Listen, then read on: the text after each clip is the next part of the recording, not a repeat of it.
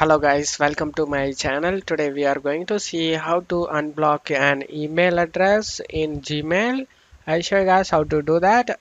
You just need to open up Gmail, click on this setting gear icon and select see all settings. In here you just need to select filter and blocked addresses. You just need to scroll down. The following email addresses are blocked.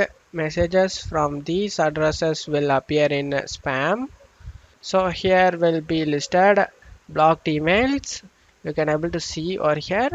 You just need to select if you want to unblock it, you just need to select one by one and you can select unblock selected addresses, or you can also select this option guys, unblock, and you just need to select the unblock option again and unblock the email addresses.